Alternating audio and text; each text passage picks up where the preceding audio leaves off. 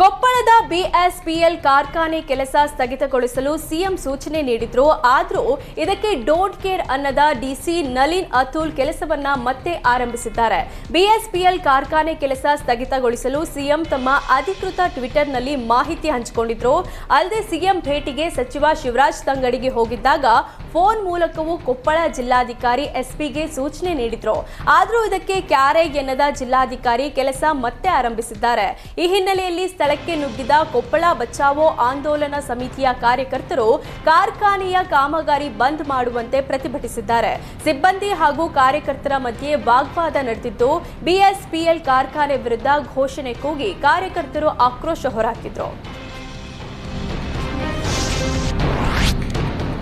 ಕಾಂಗ್ರೆಸ್ನಲ್ಲಿ ಡಿಕೆಶಿ ರಾಜಣ್ಣ ಮಧ್ಯೆ ಮುಸುಕಿನ ಗುದ್ದಾಟ ಮತ್ತಷ್ಟು ತಾರಕಕ್ಕೇರಿದೆ.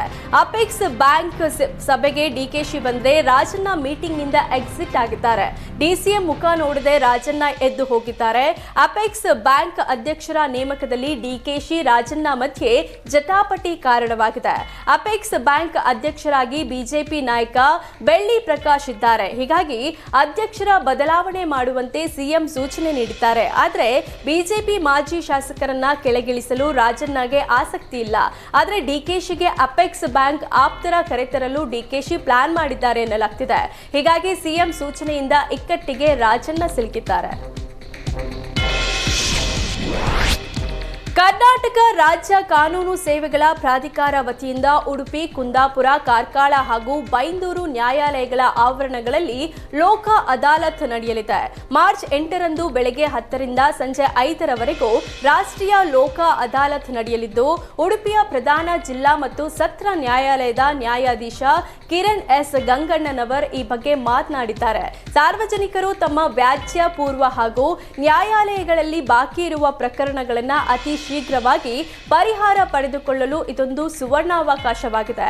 ಈ ವರ್ಷದ ಲೋಕ ಅದಾಲತ್ನಲ್ಲಿ 3,442 ಸಿವಿಲ್ ಪ್ರಕರಣಗಳಿದ್ದು, ಅದರಲ್ಲಿ 1,200 ಪ್ರಕರಣಗಳು ಇತ್ಯರ್ಥವಾಗುವ ನಿರೀಕ್ಷೆ ಇದೆ ಎಂದರು.